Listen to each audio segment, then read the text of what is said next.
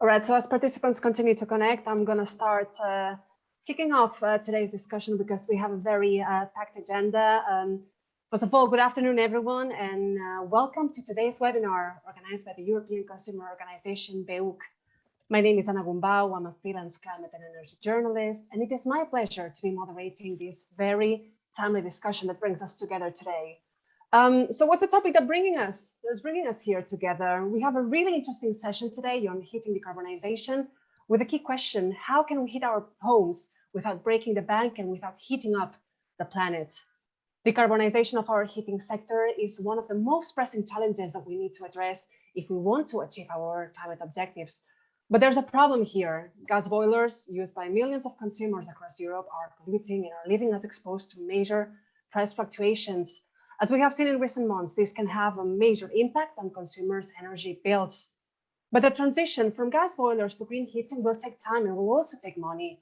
Therefore, the decisions that we make today will influence whether Europe can remain on course to meet its climate objectives by 2030.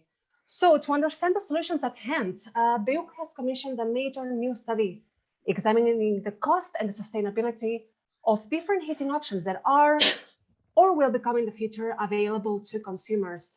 The study was released last week.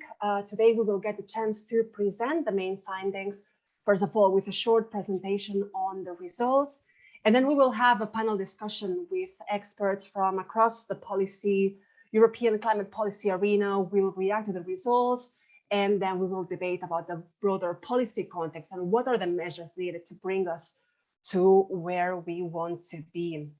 Now, just to give you a couple of housekeeping rules. So we are connected here on Zoom. The event will be recorded, and we have a Q&A function. So please make sure to put any questions to the audience, to the panelists on the study, on the upcoming discussions that we're going to have, to the Q&A section, not on the chat.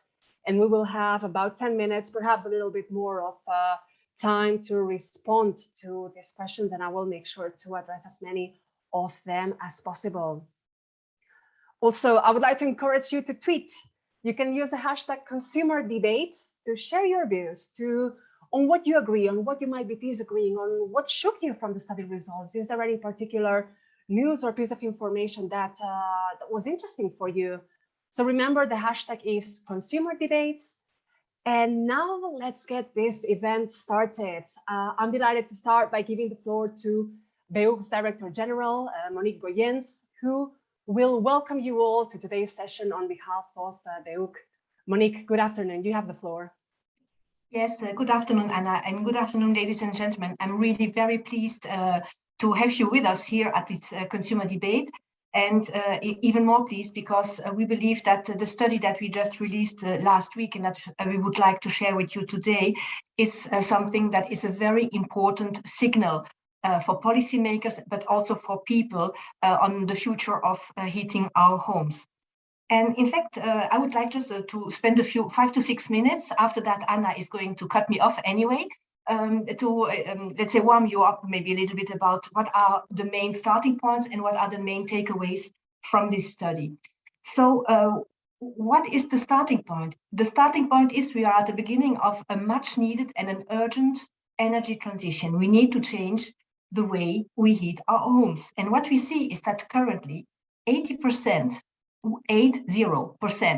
of European consumers still heat their homes with fossil fuels, be it gas or be it oil.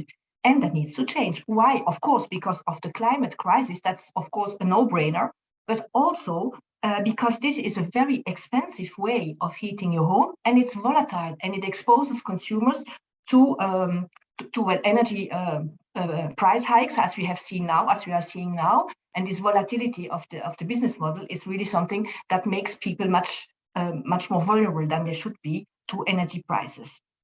And one of the huge underlying problems that has been maybe underestimated over the last decades, that consumers in Europe are confronted with, is that, in fact, we waste too much money in energy bills that are due to the fact that our homes are not energy efficient. They are poorly insulated, and so there is a lot of energy that is just being lost because of that lack of insulation.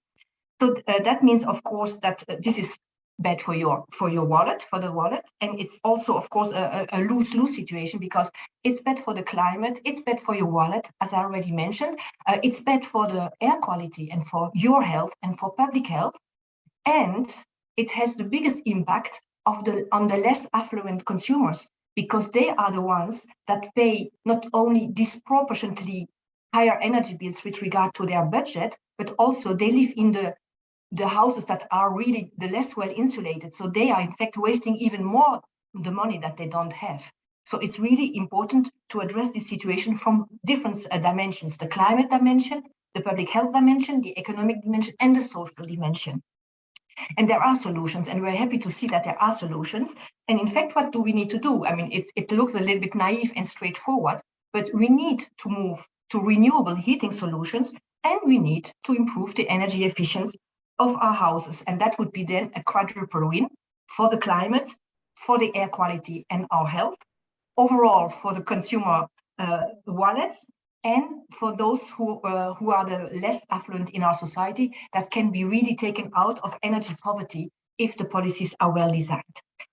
Of course, it is now the question is now, how are we going to achieve that? Because it seems simple, but of course it's much more complicated than that. And therefore we need to know what is the best heating technology, and how can we roll out a program of retrofitting our houses that is providing, let's say, this critical mass of investments in energy efficiency of your homes that are needed in order to really make a difference. And this is, of course, a very lively debate currently, not only in the EU bubble, but overall in Europe, in the context of the Fit for 55 packages that are currently being discussed. And there are a lot of stakeholders providing quite contradictory messages. And we decided, and that's why we commissioned this study that Anna was referring to, we decided to go really to the bottom of this. And we contracted Element Energy, which is a research company that has carried out the economic analysis for us, in order to really engage into research on the comparative cost of ownership of different heating solutions, heating technologies, but also with different situations of housing insulation. And the study has really looked at the full range of questions about the cost, of course, of buying and installing different types of appliances, the cost of producing the fuel that are used by these appliances, be it hydrogen, be it electricity, be it gas or oil, the cost of operating the energy network that is needed for the electricity that might be needed by the electric solutions, and the cost of home insulations. Those different factors have been really combined in the analysis to see what would be the best solution. And you will hear more about the results of this study in the hours to come, but let me share with you 5 main takeaways. First of all, one of the and it was really very interesting and surprising, and we were surprised by the very, very clear results, but one of the most striking results, and this is really something to keep in mind for the rest of your life, is that European and national policies should support the switch of consumer residential heating to electric heat pumps. This is not yet, but it will become the most cost-efficient solution for heating your home. This is very important. Switch to electricity. A second takeaway, very important in this context, is that to the contrary of really, pushing into electrification and into the heat pumps in all those cases where this is possible, European policies should not support reliance on hydrogen in residential heating. You can use hydrogen in other sectors where there is no alternative solution. But when it comes to residential heating, hydrogen will never be a cost-effective option for consumers. And what is very important, and there is a lot of hype around hydrogen for the moment in the European circles, but we should really stay away from that when it comes to residential heating. And even a step further, the European eco-design rules applicable to space heaters, to boilers, to heating solutions, should not force consumers who need to still purchase a gas boiler, because it's not always possible for all consumers to go into heat pumps in the years to come, in the near future. They should not be forced to buy such gas boilers that are hydrogen ready, because that would be, let's say, like an addition to the investment that would not be justified.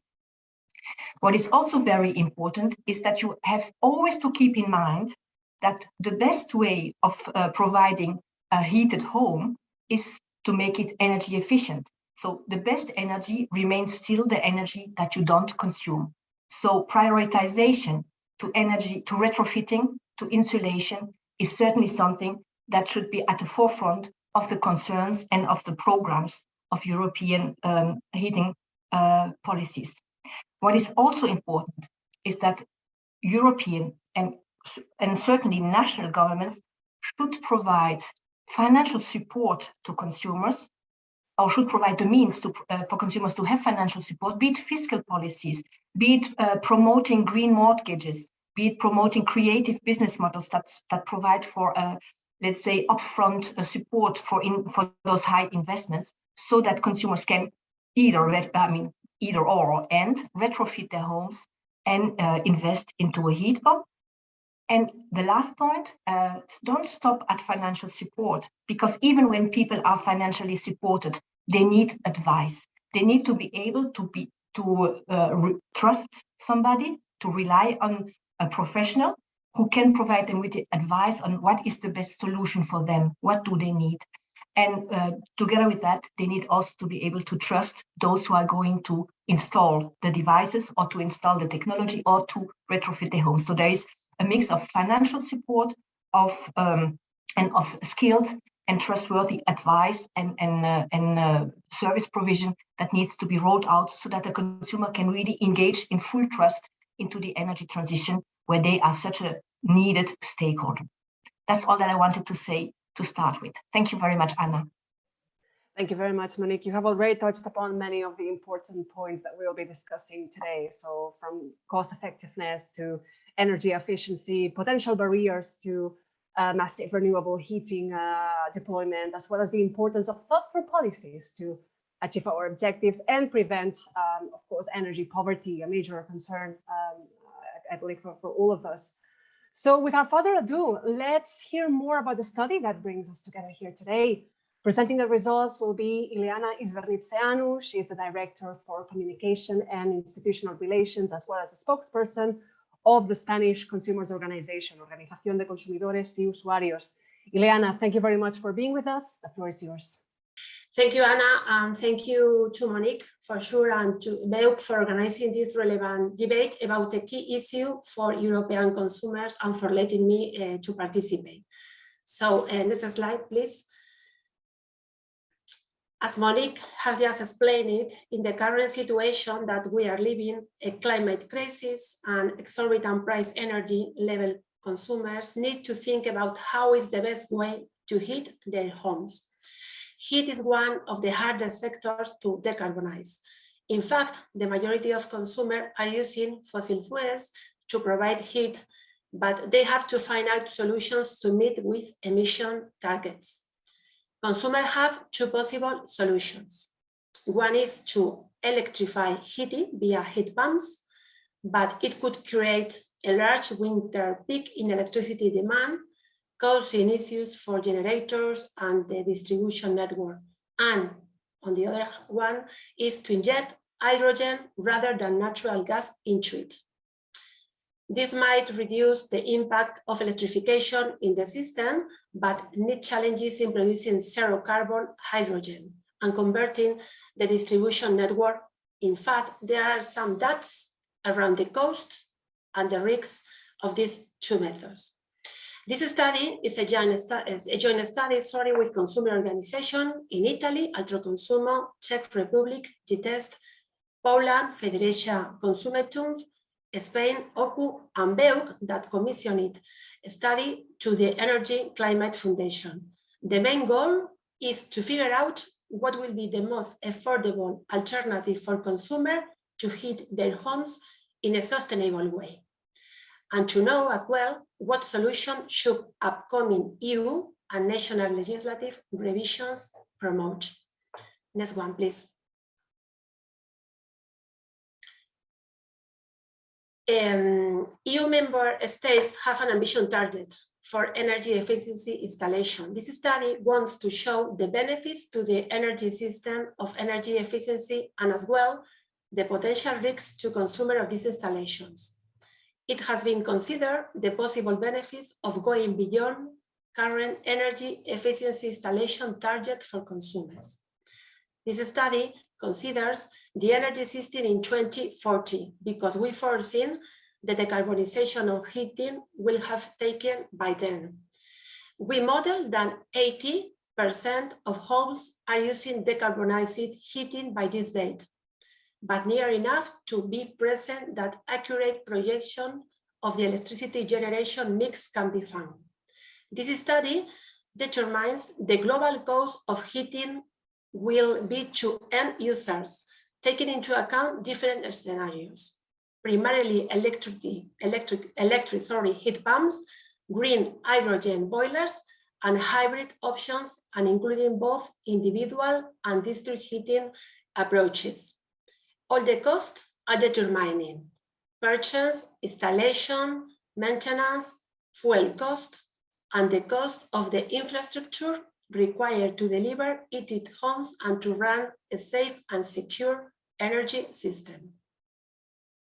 Next one, please. These are the main goals of this study: to assess the cost of decarbonized heating options from a consumer perspective, to analyze the cost and benefit from building fabric energy efficiency measures to individual consumer and the energy system, to determine the impact of smart and responsive heating on the energy system and the financial benefits to heat consumers who provide flexibility, and to compare the cost of decarbonized district heating system with individual dwelling level approaches. Next one, please. For this study, we asked about heating decarbonization options more affordable for consumers, taking into account three systems: air source heat pumps, hybrid heat pumps, and hydrogen boilers. This study estimates the cost of three technologies for a house and an apartment in the 4 countries: Italy, Czech Republic, Poland, and Spain, in a period from 2025 and 2040. We chose this period of time since the revision of residential heating legislation will enter in force, and as 15 to 20 years is the average lifetime of a heating appliance. And in the next slide, we could see the first results. Having said that, this is the results for Czech Republic. Heat pumps, is clear, will be the cheapest heating option for consumers in this country. The total cost of ownership of hydrogen boilers in this period would be between 65 and 80 higher. The reason is that despite the higher upfront cost of heat pumps, the running cost of hydrogen boilers is more than double that of heat pumps in Czech Republic. The price of hydrogen can be lower than the price of electricity, but the efficiency of hydrogen boilers is much lower, so more fuel is required. The results for Spain, in the next slide, please. The best and cheapest heating option for a Spanish consumer would be an electric pump as well. The total cost of ownerships of hydrogen boilers would be 60% more expensive for consumer than for electric heat pumps in this period. It is important to take into account that heat pumps can be used in summertime, so consumers don't need to buy another appliance for this period of time, for summer. In the next slide, we will see the results for Italy. The same conclusion. The cheapest individual heating option for consumers from over the period of 2025 at up 2040 period would be an electric heat pump. In Italy, hydrogen boilers would be even more expensive, between 90 and 140 more than electric heat pumps. And the same situation as in Spain. This technology can be used in summer period without any additional purchase. And finally, the results for Poland. Electric heat pumps would be the cheapest way to decarbonize heat for consumers. Normally, hybrid heat pumps would be in between 12 and 24 more expensive than electric heat pumps over their lifetime.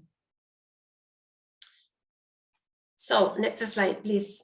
To sum up, electric heat pumps are the best and most affordable option for consumers to decarbonize heating. In high-density areas, district heating powered by heat pump is competitive as well. Hydrogen boilers and hybrid heat pumps are the most expensive option for consumers. Hydrogen will be far more expensive than gas today.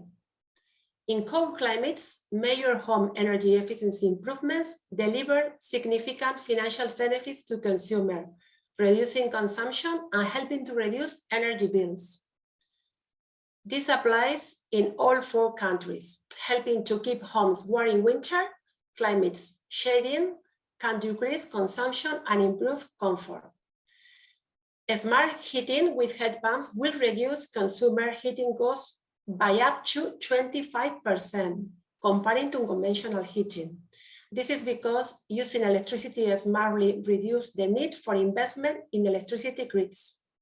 The savings have the potential to reduce grid charges on consumer energy bills.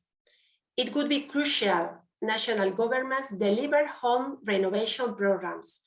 It will mean to improve the energy efficiency of consumer homes. And finally, consumers will need financial support, for instance, affordable green loans and grants to help with the investment to buy a heat pump and pay for efficiency improvements. Next slide, please. Taking into account the figures, the results, and the findings of this relevant study, we have to do some requests to policymakers about the heating solution for consumers. First of all, they should not support reliance on hydrogen in the residential heating sector, as it will never be a cost-effective option.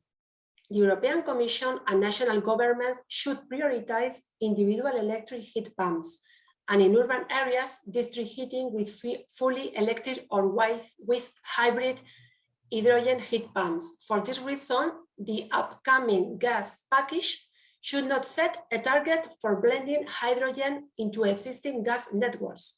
National governments neither. Secondly, national governments and local authorities should financially support consumers to switch to electric heat pumps and where needed to improve the energy efficiency in their homes. For reaching that, European and national governments should guarantee as well consumers access to finance and ensure consumers protection for credit. Thirdly, it is not an easy task for consumers to find reliable professionals to undertake renovation works. This is key, and the Energy Efficiency Directive should require countries to advise properly consumers on renovation and whatever they demand. The Renewable Energy Directive and the Energy Efficiency Directive should require that the workforce specializes in carrying out this work is available to all consumers.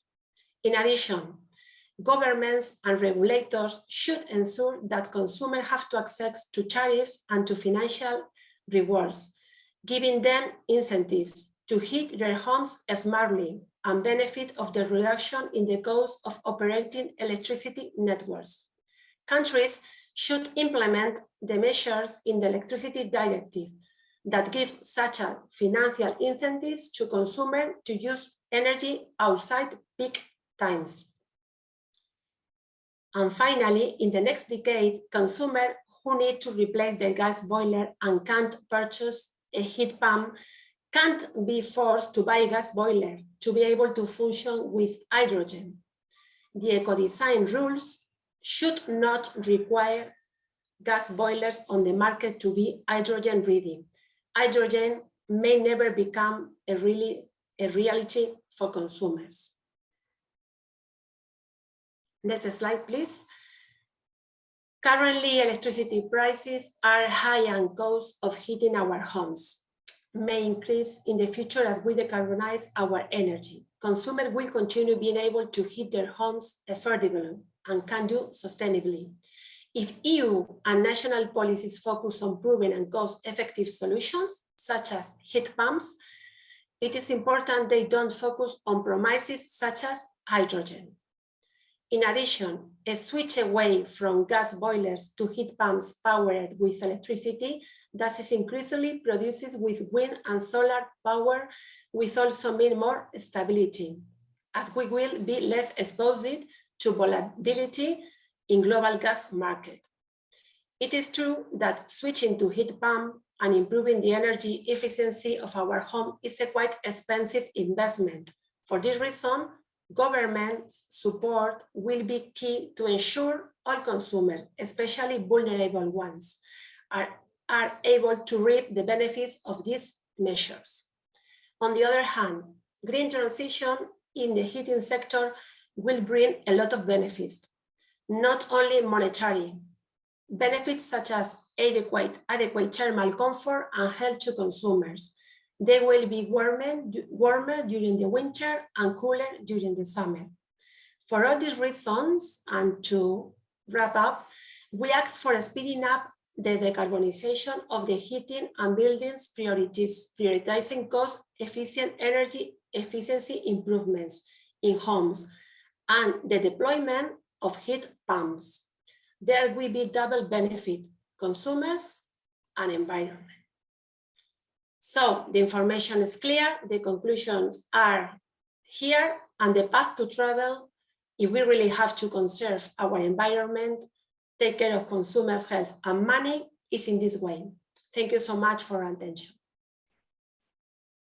Thank you very much, Ileana. There's a lot to be discussing, I think, in the next hours. And to you in the audience, remember that you can tweet about the main findings of this study and your views using the hashtag #ConsumerDebates, and that you can ask questions through the Q&A section. Now, I'm very curious to get the first reactions to the study and the outcomes of the report. And I'm delighted to now bring to our virtual stage Lisa Fischer. She's a program leader at IFG. Good afternoon, Lisa. Good afternoon, everybody. I hope you can hear me all right. Yes, we can hear you perfectly. Thanks so much. Tell us, Lisa, so why does Europe need to decarbonize the heating sector so urgently, and what do you make of this study's main takeaways?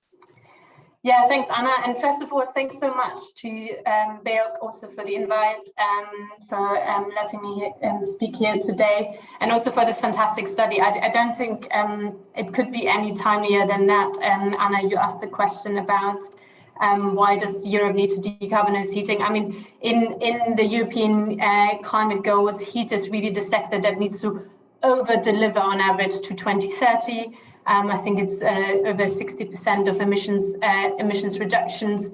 The scale is huge in terms of the challenge, in terms of the speed. We want to obviously it is very different to decarbonizing the power sector because it involves the consumer and it involves individuals, and that also means that we really cannot afford to make more mistakes than absolutely necessary. We will of course make mistakes, but we cannot afford to make mistakes, and I think that's really important here. I think this study is a really significant contribution towards us avoiding to make mistakes and losing the consumer along the pathway. I also brought five points in terms of reactions to the study. I didn't realize 5 is the lucky number today. I wanted to look a bit at the story behind the numbers, and really my first point is looking through the study, what I've taken away is that the energy efficiency, heat pumps and decarbonizing district heat networks pathway really is the one that buys us options, right? Often it's being framed as closing down. No, it buys us options. Why so? One of the things, there's many reasons, but one of the things that really struck me was around the cooling. Actually, we always talk about heating, but it's also around the cooling option along the pathway. It also increases resilience in the sense that it makes energy costs a smaller share of the bills going forward. And I think given the current challenge and gas crisis we're in, that's a really significant takeaway. It makes consumers more resilient because the ongoing energy costs are a much smaller part of the bill. And I think we shouldn't underestimate sort of this option value from going down that path. The second point that I took away was really, and you went into quite a lot of detail around, we need a bespoke approach on sort of building types and geographies. Things will be different, and I think there is a really important implication here for how we go about heat decarbonization. There should be a very significant role for local planning, but of course we also need to set those guardrails in order to avoid going down the wrong path. So it's really important to be clear around, for example, no new gas boilers, and unless it can absolutely not be avoided. Don't go down the route of hydrogen readiness. Make sure energy efficiency first principle is really at the heart of planning. So have those guardrails and a race to the top and put local planning at the heart of it. But what related to that, what I think is really important is also the independent advice capacity. So and Ileana, I think you mentioned it, it's not only financial support, it's also capacity support that's needed to draw up those heat decarbonization plans. And the third point, we really need an agenda for smart electrification and also in heat. I feel like a lot of your study reflects on the value of also demand side response. There's such a huge also network benefit from that. I think we're lagging behind in many parts of Europe on deploying smart meters and really making the best out of the value of electrification here. Instead, we're talking about smart gas meters, and I think that might actually be a similar sort of perhaps going down the misleading pathway. And why am I saying we need more than just smart meters on the ground? We really need a full-blown agenda for smart electrification, because it goes into data protection. It goes into, it is beyond the energy sector. It really needs a holistic agenda to win the trust of the consumer. So this is why I wanted to emphasize it here. My fourth sort of takeaway from the study, and this is really important, is it's come in a series of studies we've had, but this one is really the clearest on.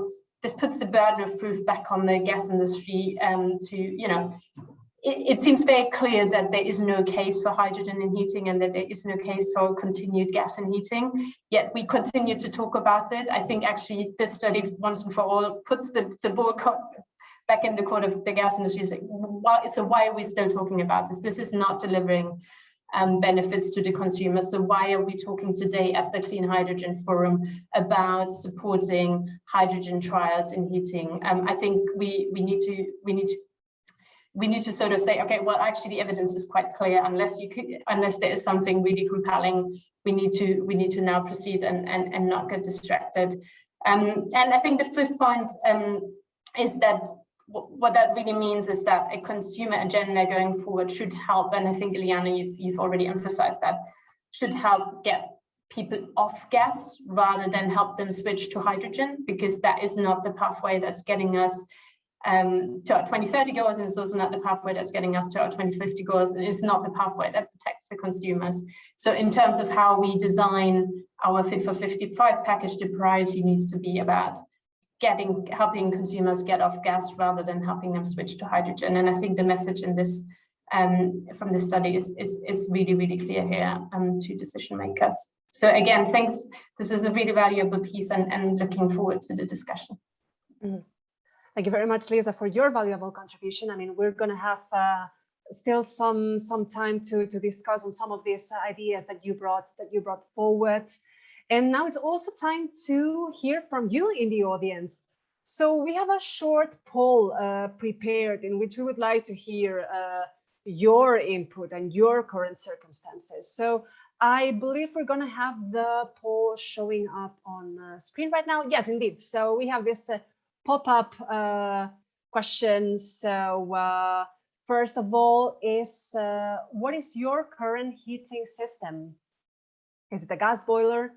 Is it an oil boiler? Is it a heat pump or another one? gonna give you a few seconds to respond to it.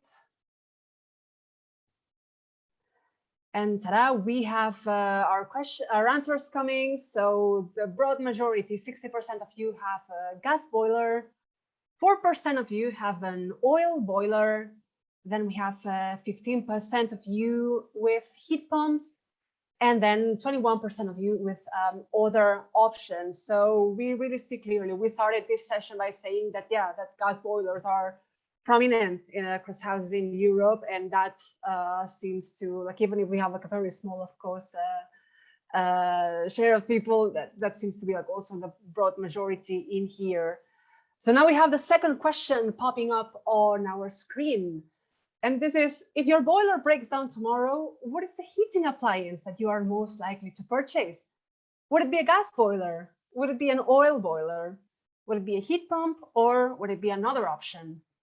So again, if your boiler breaks down tomorrow, which I hope it's not going to happen because the weather is getting quite cold, what would you be likely purchasing? Some of you are saying that you don't have a choice as a tenant, which we're going to get into that as well. So 58% of you would be getting a heat pump, or you would be most likely to be getting a heat pump. That's a winning option here.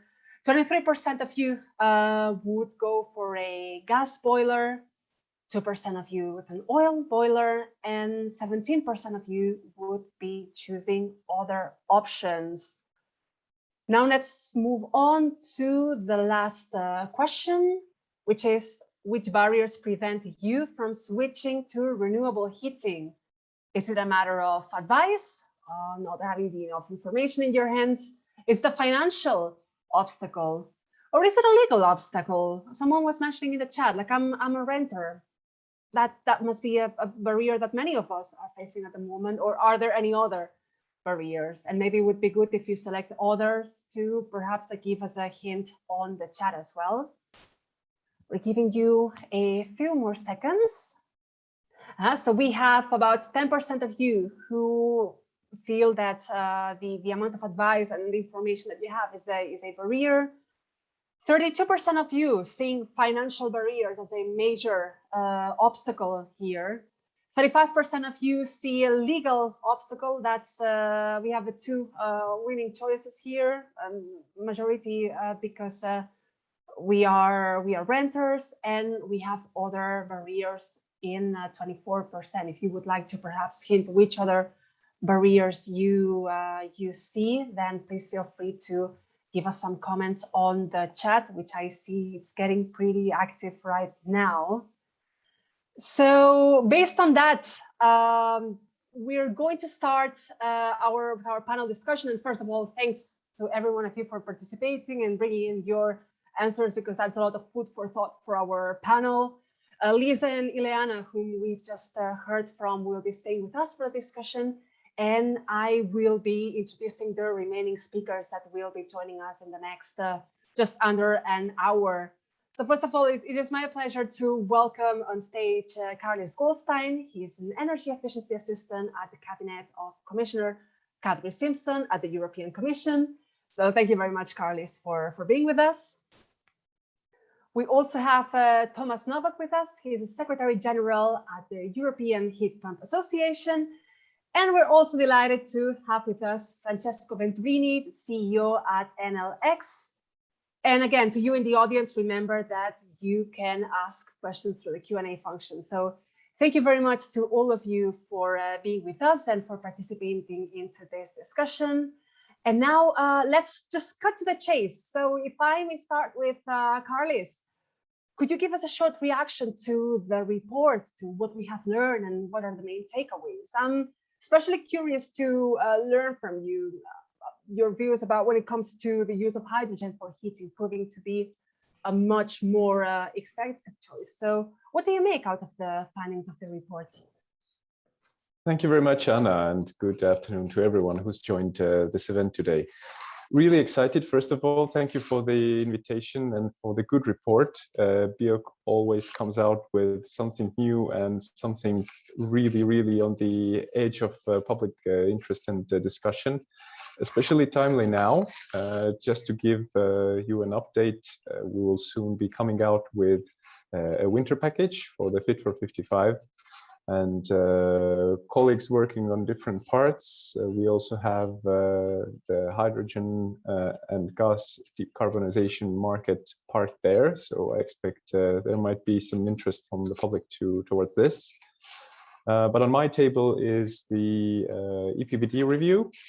And there, of course, the increase of ambition to be in line with the Fit for 55 package and with the 2030 objectives is at the center. So coming now to the study, very interesting. I read the executive summary, and what has always been a strong angle for us in the Commission, first of all, is energy efficiency first. So I come myself from DG Energy background before I joined the cabinet. And I see that in our policies as well, the energy that we have, it's not endless. We have limited generation and transmission capacities. So in order to keep the energy costs in check, first of all, we need to use it wisely. What you see on your bill directly is the fact that you consume less, therefore your energy costs will be lower.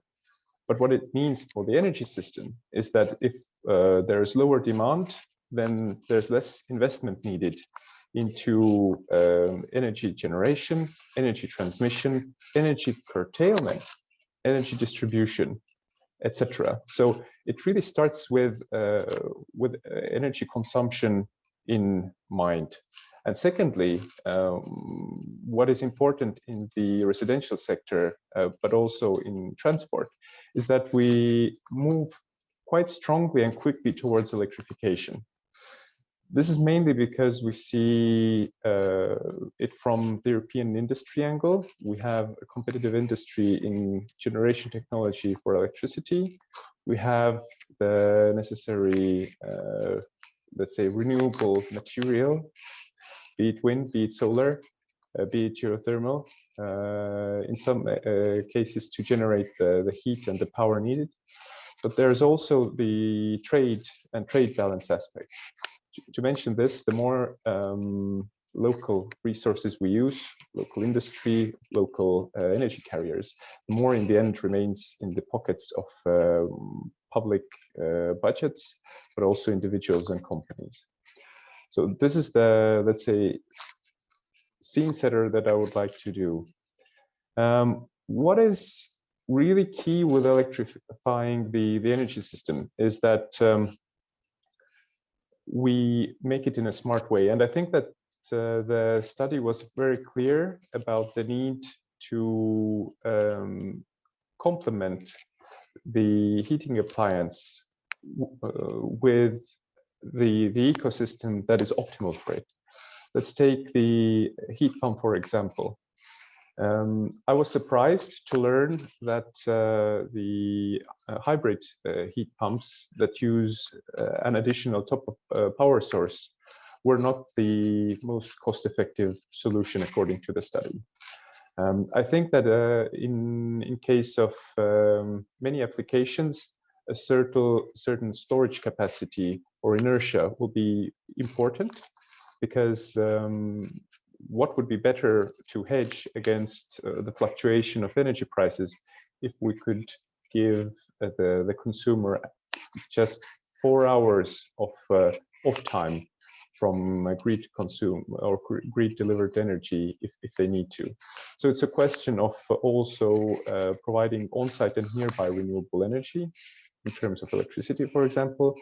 But if we speak already about nearby and we integrate heat pumps into the district energy systems, then what is interesting is that, first of all, they can use renewable energy through the district heating system.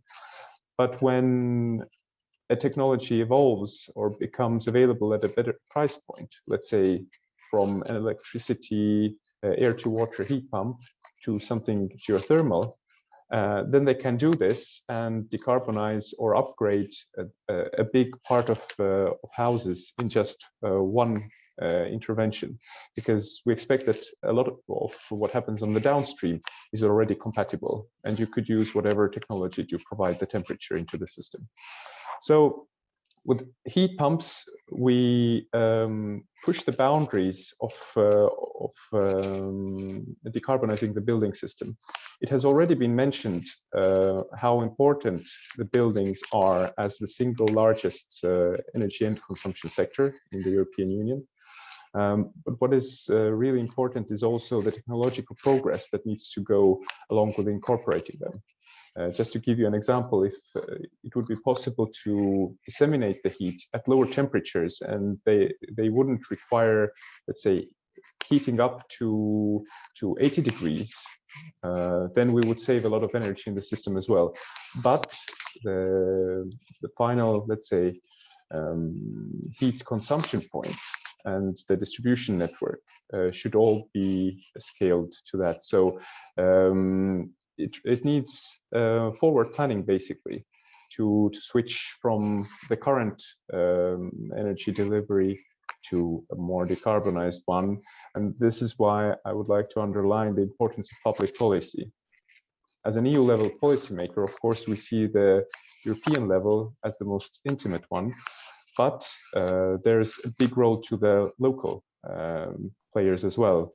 So I would like to call upon those who interact with national policy among our audience to also reach out and communicate their interest, because that's where it all starts, basically, from interest to decarbonize their neighborhood or their own building.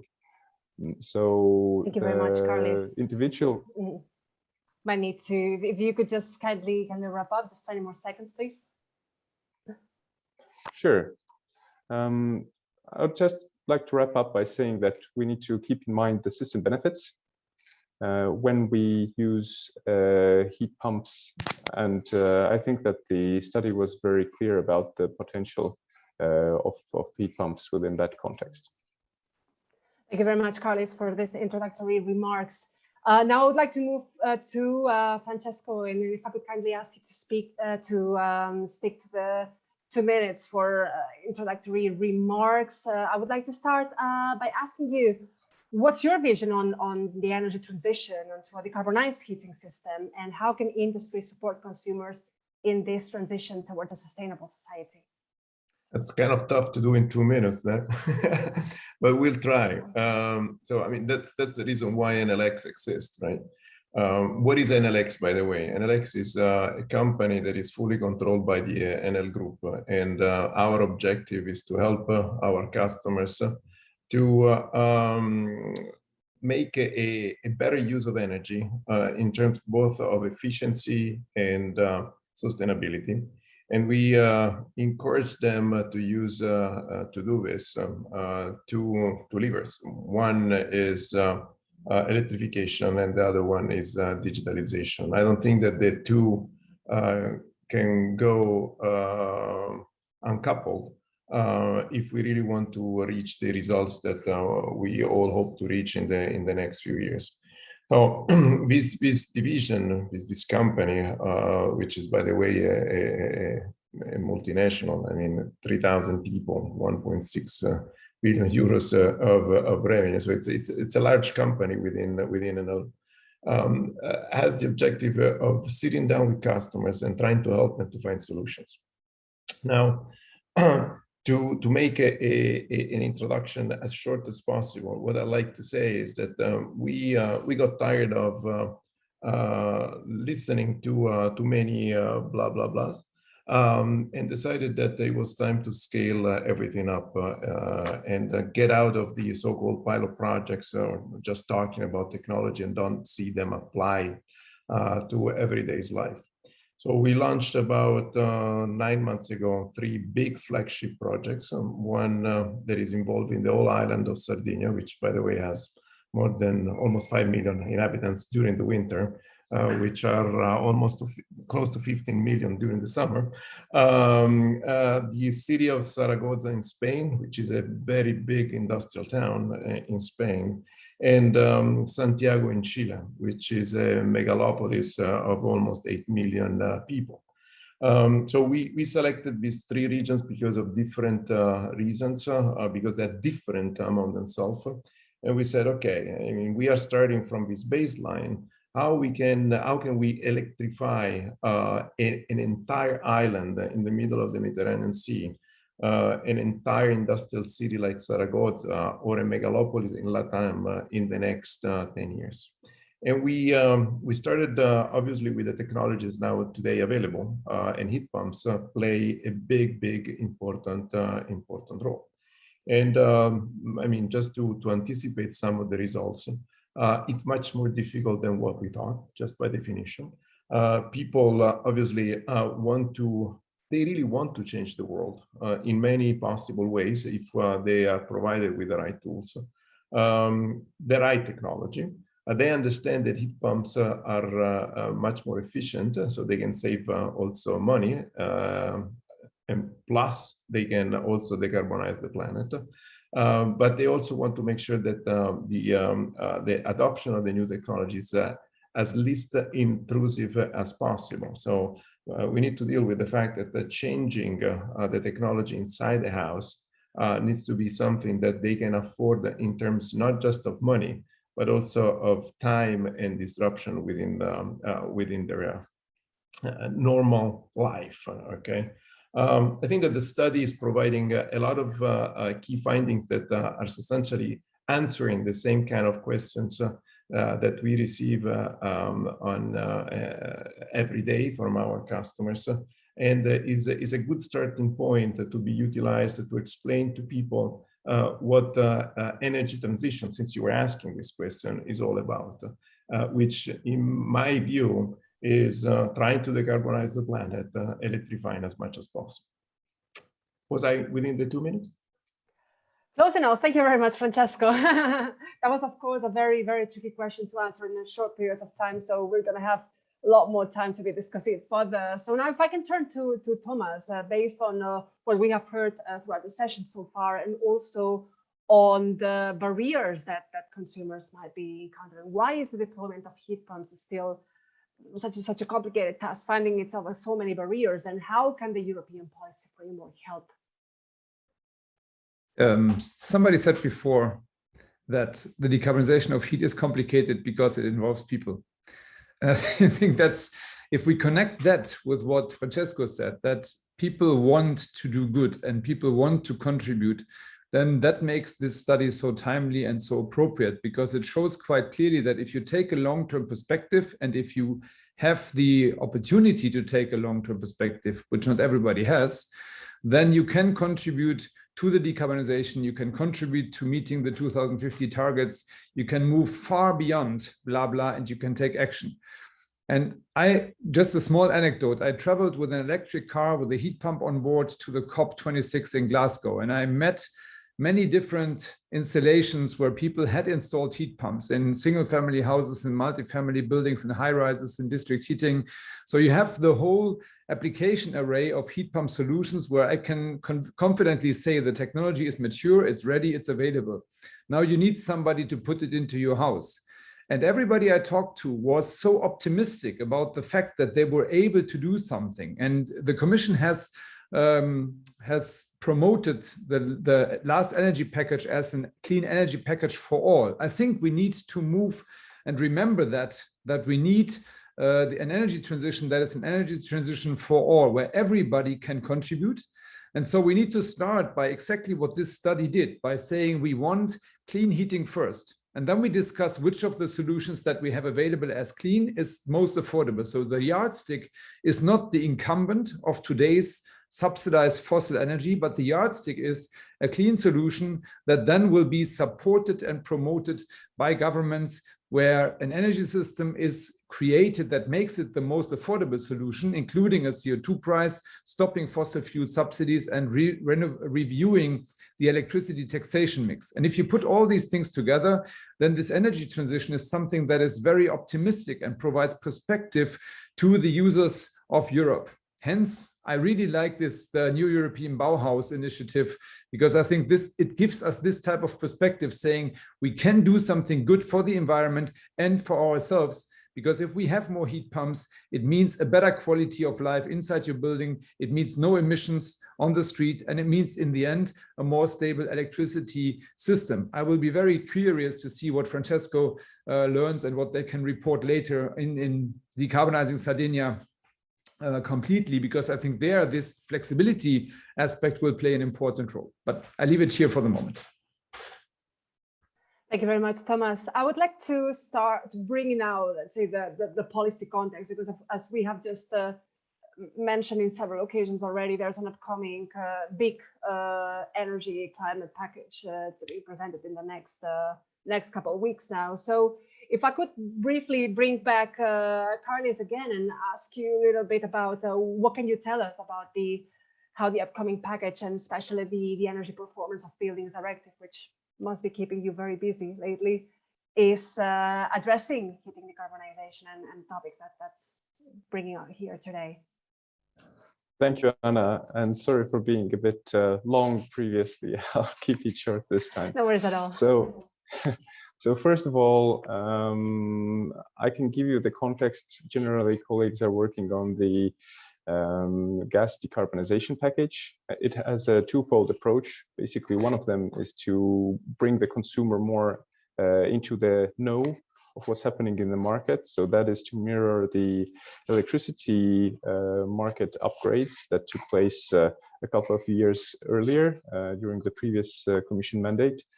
Now, the additional element is that indeed, as you rightly said, there is a certain push for hydrogen. There, the Commission's take is that we need to target hydrogen at difficult to abate sectors. So, for example, there are industrial applications where hydrogen makes more sense. And secondly, it could be applied to long-haul vehicles where electric transportation doesn't work as a feasible solution. So, I mean, in our modeling, that's where the hydrogen should go, because we understand that it's going to be a limited resource.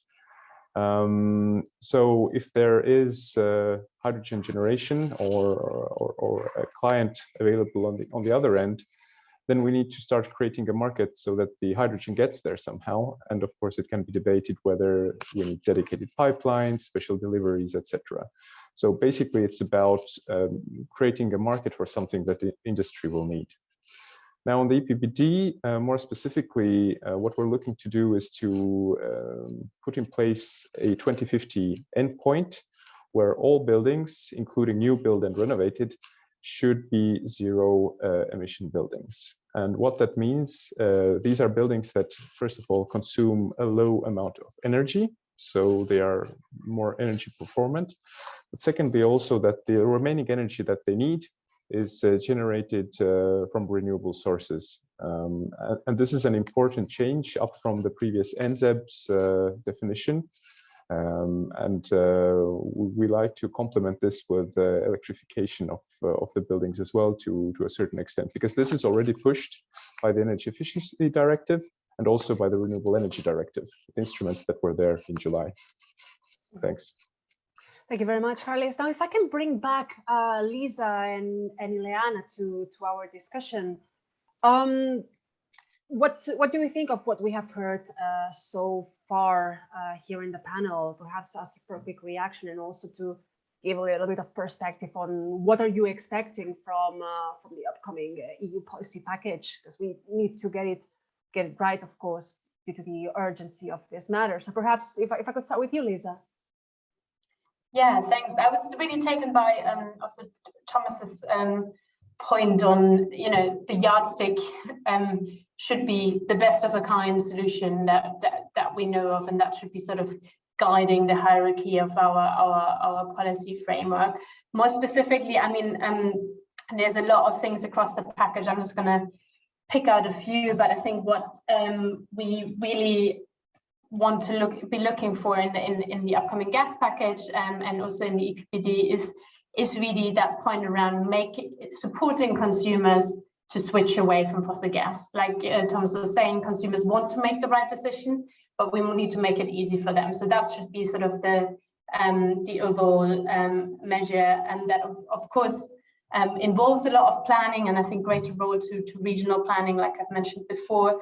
It also requires that we do not, I think Karlis, you just mentioned, we want hydrogen to be focused on specific clusters. We don't want to preclude there is a big hydrogen network. We don't want to load that onto consumer bills at this stage if we don't think that's actually necessary. And more importantly, actually, and I think this is really also coming out from the study, is that if we now start to get more certainty that actually, you know, gas isn't the right solution in the heating sector, hydrogen isn't. So we need to start thinking about the transition of our distribution system networks, and we need to start setting the right incentives as utilization rates decline. We want to make sure that not the consumer who isn't able to switch off the network is the one who's left with the charges and the costs for the whole network. So these are all dynamics that I hope the gas package will be tackling in terms of this orderly transition away. As I said before, the time horizon is actually short. We're talking about 10 years where we want to make a lot of progress. So those processes will start to affect people over the next 5 or 10 years. So we really need to look at innovation in business models for DSOs here, innovation in planning, making sure we protect consumers that can't switch. And I think there's also an interesting link to the discussions we're seeing around the ETS and the extension of the emissions trading scheme, where it's really important we treat that as a deadline. So if that is really extended to consumers in the heating sector, we want to make sure every consumer has had the opportunity by that point in time to come off gas and is to not be affected by the additional charges and costs. So I think there's a sort of flip in logic that we need. I think otherwise, Karlis, you've mentioned a lot around energy efficiency. I think the previous link around making sure that's really anchored in network planning really helps with decision making around decommissioning of pipelines and fair distribution of charges is important. Changing also the and I'll stop here, Anna, but changing the mandates that we have currently for DSOs and TSOs, which is around network expansion. And actually that's no longer what we're looking at. So we really need to rethink that mandate and the business models that come with it.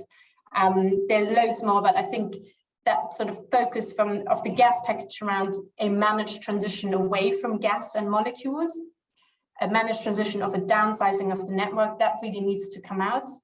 And at the same time, we need the EPBD and other instruments to really ramp up the support for people to switch to clean heat solutions. Thank you very much, Lisa. Ileana, how about you? What are your first thoughts based on our discussion, and also perhaps in relation of not only the EU context, but the national policies needed to enable the decarbonization of our buildings and our heating?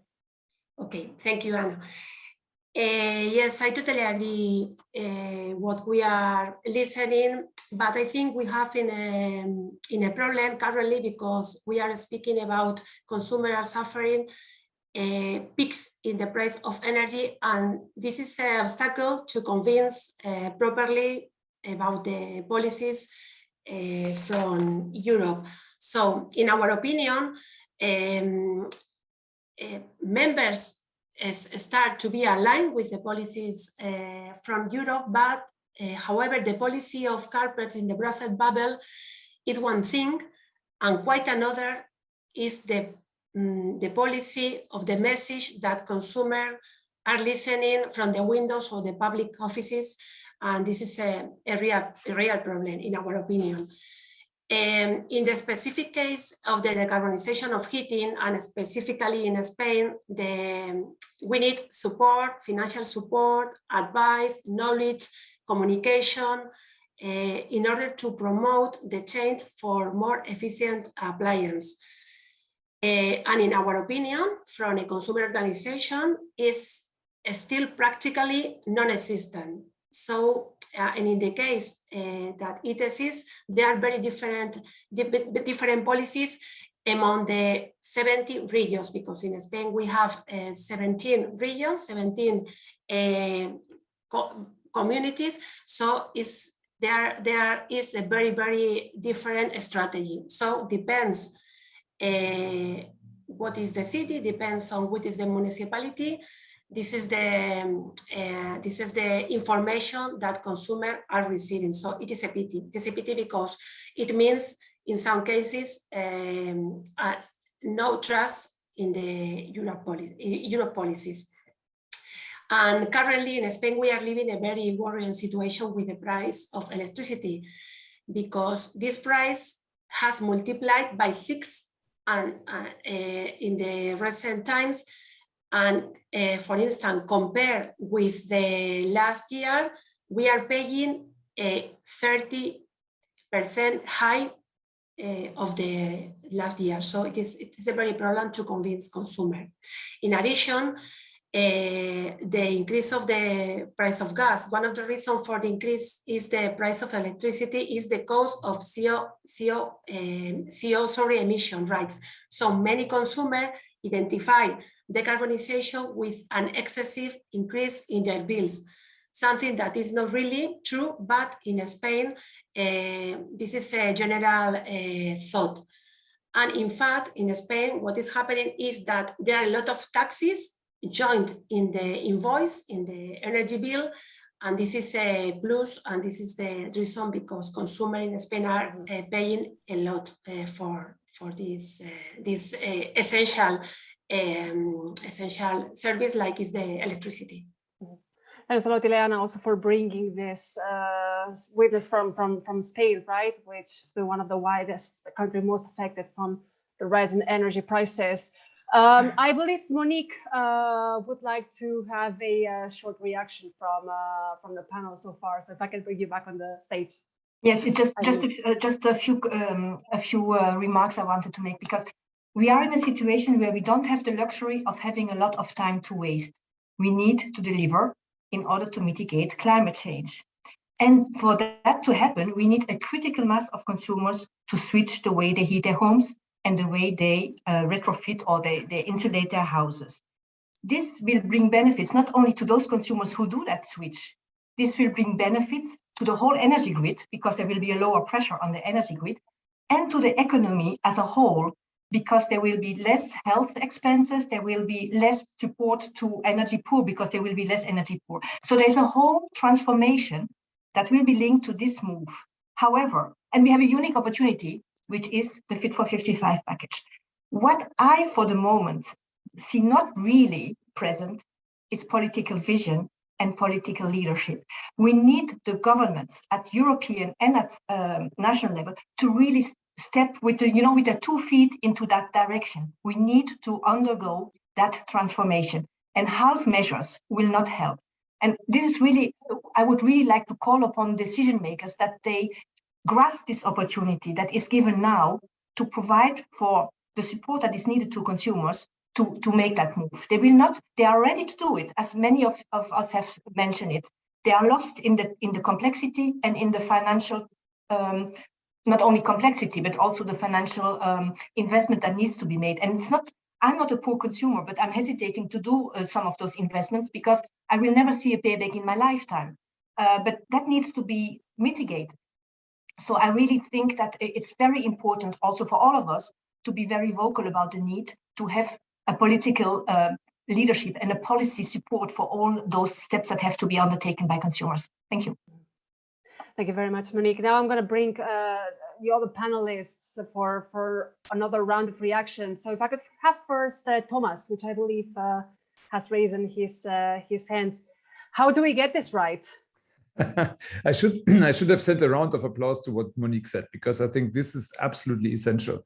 It's essential that we create a system in which the end user can find advice, can find both technical advice and financial advice that leads him or her into the direction of moving towards an emission-free system.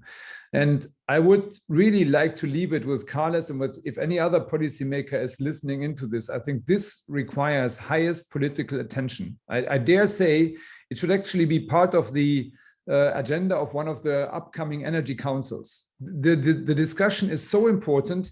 This will not be solved in a business as usual perspective. We need to start the debate by saying, do we have enough installers? And of course, we have a lot of installers in Europe that can do the job, but these installers, they make a lot of money at the moment by installing rather easy to do fossil jobs. And so the first thing that needs to happen is the governments have to step up and say, we have to move this shift. That will shift the perception of the installers, that will shift the perception of the banks, that will shift the perception of the energy agencies. And then you have a whole value chain that can help push the wagon. It's it's really a big challenge as we started the discussion, but it's absolutely possible. We have to start top down from Europe to the member state level, to the municipal level, where we discuss with guilds and installer associations and energy advisors and so on. Whoops, sorry, muted. Thanks a lot, Thomas, for the remarks. If I can turn to Francesco now, how do you see the policy framework fit for the objectives that Enel has implemented itself in terms of heating decarbonization? I think that the framework is okay. I think that there are some things that are totally counterintuitive. So we've been discussing about natural gas, oil, fossil fuels in general. But I mean, one thing that we should do at a European level is to make sure that we stop subsidizing the fossil fuels, because it's kind of strange that we are asking substantially our kids to pay the debt that we are forced to generate because we need to make the big switch. But then at the same time, we're making them paying for the subsidies on the fossil fuels that substantially are still active today in Europe. I see something that is also counterintuitive when we are talking about hydrogen. Today, I mean, the discussion was mostly, hopefully, heat pumps. And the heat pumps, the concept, the engineering, the whole idea behind the heat pump is that it's a very mature technology. The reason why heat pumps are not so common in the market is not because the technology doesn't work. It's because most of the European countries pushed for different technologies, because at the time fossil fuel was not a danger for all of us, but actually was again subsidized heavily, and we wanted other technologies to prevail. Now, I mean, the only thing that we need to do is to say that technology is mature and we just need to adopt it. And when we're talking about hydrogen, honestly speaking, guys, we're not talking about a mature technology. It's great. I mean, probably we're going to adopt it for big trucks, in the next 5-10 years. But let's talk about today. I mean, today there is already everything that we need. It's just a matter of implementing it. The other thing that I see in the chat, and has been discussed briefly, is the fact that the system needs more flexibility. There are hundreds of different ways of injecting the flexibility into the system. Actually, Enel is probably one of the biggest, if not the biggest player in the DR market around the world, and the market of flexibility in general. And tomorrow, I mean, hopefully we are going to be surrounded by electric vehicles, and those electric vehicles are going to be a source of tremendous flexibility in the system. So I think that there is everything that we need. It's just a matter of deciding to move forward in one direction instead of trying to talk about something that should be the target and then deviating every 3 minutes talking about something else. Right. I will allow for 1 or 2 more reactions to this round of the panel. I'm not sure if Karlis, you've probably been taking a lot of good note from the feedback from the other speakers based on these final tweaks to the EPBD reform. But anything that you would like to add that stood you out from this round of discussions? Thank you, Anna, and also for everyone for commenting both in the chat and here in the discussion. There's a lot to take home for me, indeed. And I think what has been underlined a lot is that whatever is the heating technology, if it stands alone, it doesn't make sense. What we need is that there's an ecosystem around it. that there's, and what I mean by ecosystem, it's not just the technology. So electricity or energy goes in and heat comes out the other end. What I mean is really the policy and the driving forces. And here at the Commission, at the European level, it is our mission to promote the most cost-effective way to decarbonize. Because we really don't want to leave anyone behind. We see that, as Monique said in her opening statement, that the people who are in worst performing buildings, they have less income, and out of that income, they also contribute a proportionately larger share to their energy bills. So if you take away more from the people who have less, you end up with something that is very little to invest into the energy transition. And this is where the public policy system need to come in. Here, my call would be to really on the national and local authorities to make the link, because the advice has been mentioned several times. We also think that this is crucial to build a strong pipeline of projects and get the momentum going. Thank you. Thank you very much. By the way, we have several questions coming up, and like many of them addressed to you, Karlis. So maybe I can just like fire one first question from the audience, this time from Steinkarten. He's asking, there's been rumors that the Commission is considering allowing blending of hydrogen into the grid. So how does this rhyme with the approach, that approach with the need for a targeted application? Once it's blended, it will end up primarily in people's homes. Sure. I mean, as explained previously, there is a certain demand for hydrogen for the industrial sector. And what we have now is not all of the industries are located physically nearby where hydrogen is or could be produced. Because of, let's say, geography, some member states invest more into hydrogen than others. But also within member states, not all the industries are nearby.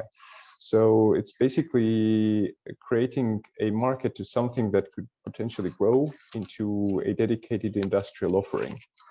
So I see the argument, and I understand, but the idea there is to start going slowly until we are capable of decarbonizing the hydrogen proposal. And just to remind, it's not the most energy efficient of fuels. So as said previously, indeed, it has to go to the applications where other solutions are not viable. If I can perhaps bring another question, we still have about 10 minutes left. So there's something that I think it's important to tackle as well, which is the financial implications. We've seen this as a major barrier for our audience to be bringing up heat pumps, for instance, and new cleaner heating options. So how do you think we can address that? So how can we make sure that we alleviate this pressure on consumers, especially in the current context of high energy prices? So I'm not sure who would like to take the floor first. Thomas, please go ahead. At least we have an opinion, and we are discussing ETS at the moment. It's highly debated in the European Parliament. Some of the MEPs are strictly against it, being afraid that it could cause a similar movement as Gilets jaunes and public uproar. And what we think is, however, that if you look at the ETS as it stands and you introduce a separate scheme to collect money, executing the polluter pays principle, this will give you funds to provide for other people to renovate their houses, notably and including social housing and poorer households. It could also be used to set up energy centers that can help in this transition. I want to mention this Super Homes 2030 project in Ireland. It's really a great idea where you go from an assessment of your energy needs until the final quality check of the final installation. So you really go along the whole value chain that is needed, and you give the end consumer trust in what they are deciding in favor for is also going to be a good solution. So I think we need something that provides funding, and ETS for buildings is such a solution. And then this funding needs to be used to accelerate the decarbonization, the energy transition in the building sector. Thank you, Thomas. If I can ask, Lisa has a follow-up comment, so please go ahead. Yeah, just as a follow-up on this point, I think, Karlis, you mentioned several times sort of considering buildings as part of the energy system and the broader ecosystem. And I think that really links also to financing. We do need to consider buildings as key infrastructure for Europe. So currently the way we frame buildings is the way we frame infrastructure is very much around pipelines and grids. But I think there is a big reason for starting to shift that. I know we started to bring in smart grids into the PCI list, but I don't think it's quite doing the job and quite linking back to the buildings. So I wonder whether there's more to explore in that context as well, to really push buildings as critical infrastructure, both for the energy system, but really broadly for the well-being of people, right? When we think about the additional challenges from climate impacts going forward. So I think we really need to give them another status within our hierarchy. And just commenting briefly, Thomas, on the ETS, I mean, I agree with you that if we raise those revenues, we should use them and put them to good use. I do think, though, that we need to be careful about the sort of compensation logic, and where possible, saying again, the ETS extension should be a deadline. Actually, before then, at least vulnerable consumers should have had the chance to not incur those costs. And I wonder, and I think that's the ultimate policy test for the EU Green Deal, is do they line up in such a way that at least vulnerable consumers are targeted first with energy efficiency improvements and electrification? Because as we can see, that reduces the amount of energy price costs, that vulnerable consumers do not end up paying for hydrogen grids and hydrogen blended into the grid that they are not using, but that they really just pay for what they're using. So I think these are some of these sort of ultimate tests across the package that we will need to apply to make sure they add up both in environmental terms, but also in social terms. Thank you very much. Ileana, would you like to go ahead? Thank you, Anna. Yes, very briefly, I would like to express that I think as a society we have a challenge, and is to leave no one behind in the energy transition, because all consumers want to be green, but it's not possible if this transition is only for rich people, because vulnerable consumers don't have access to information, to financial support, to grant, to loans. So I think the challenge is to help all consumers, all citizens, all the society to know what is the way, what is the support to improve their houses, their homes, because if not, we are going to fail. Only is my message and my reflection. Thank you so much. Thanks a lot, Ileana. A lot of food for thought, I believe. I think Karlis wanted to add something to the discussion as well. Thank you. Very briefly indeed. I think in the short term, of course, income support can be an option, but what we need in true terms is shifting towards medium and long term. So this still means thinking about what's the most efficient technology and what is going to allow you most flexibility in terms of decarbonization. And here we come back to whether we should electrify or not. If you have access to on-site or nearby renewable energy that could cover part of your energy bill, and you have some storage technology to give you inertia, then you have a good mix for a number of buildings in Europe. Thanks. Thanks, Karlis. And perhaps last but not least, for this question, if I can bring Francesco as well, how are you addressing consumer concerns and the risk of higher energy prices in this context? I think that there are two different aspects. So one is the price of energy in general. So I think that it's hitting everyone, and that's because probably we are not proceeding at the right pace with the deployment of renewable energy in this country. We need to be very careful when we're talking about hydrogen and the dependency that we would have in importing hydrogen from the same countries we're importing oil from. My view is that Europe should try to be as independent as possible energy-wise, and should work towards that direction instead of other directions of dependencies. Regarding the fact that everybody needs to be included, I agree 100%. Our objective as a company that needs to stay as hopefully as long as possible in the market is the one trying the strategies to build products that can be afforded by anyone. I strongly believe in the fact that the more people will be able to generate their own electricity, the more people will use electricity in general. Because I think that there is a big spirit, people really believe in decarbonization, but then at the end, I mean, they tend to think with the wallet. So that's extremely relevant. So the more they can generate their own electricity, the more they can use it, the more they can save money, the better it is.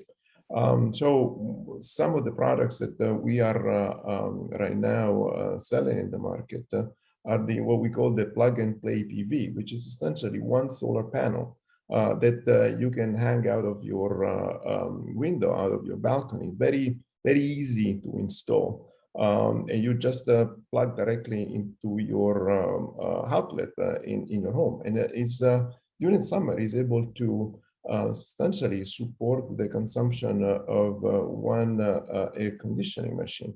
And it's a product that goes out for, you know, less than 200 euros.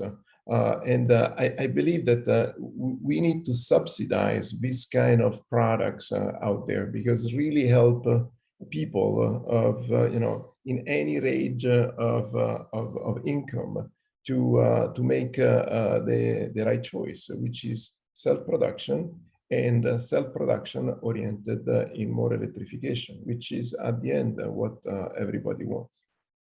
Thank you very much, Francesco. We're ending on a very high note, I believe.